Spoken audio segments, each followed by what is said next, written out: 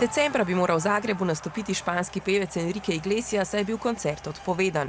Uradno ga je odpovedal Iglesias sam, ker organizator ni izpolnil svojih pogodbenih obveznosti do njega. Mi smo poskušali rešiti, kar se je dalo, da bi koncert prestavili, da bi našli novega organizatorja, vendar niso pokazali interesa. Številni kupci, ki so vstopnice kupili preko podjetja Eventim, so pričakovali vračilo kupnine, a doživeli hladen tuš.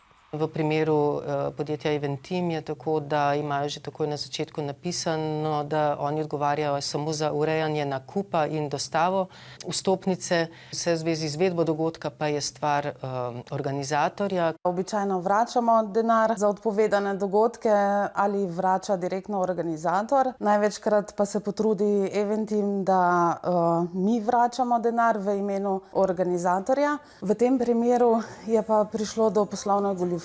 Mi smo izplačali denar organizatorju, on pa koncerta ni izvedel.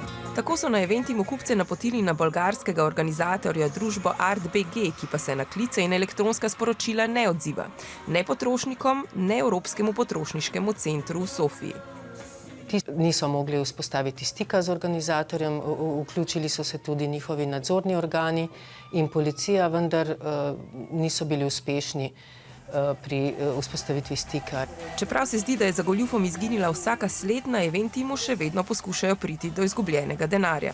Trenutno smo v zaključni fazi priprave tožbe proti organizatorju ArtB Management v Bolgariji. Kmalu bomo vložili tožbo na sodišču v Zagrebu.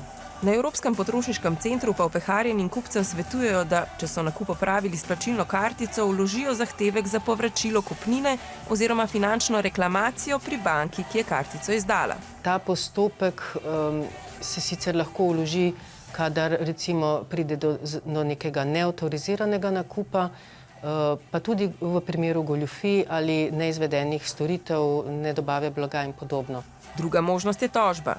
Poraba krajšega sodnega postopka, ki poteka pisno in je namenjen v primeru, kadar so finančne terjatve nesporne. Če tožena stranka zahtevku ne ugovarja, lahko sodišče izda plačilni nalog, ki je izvršljiv v 30 dneh.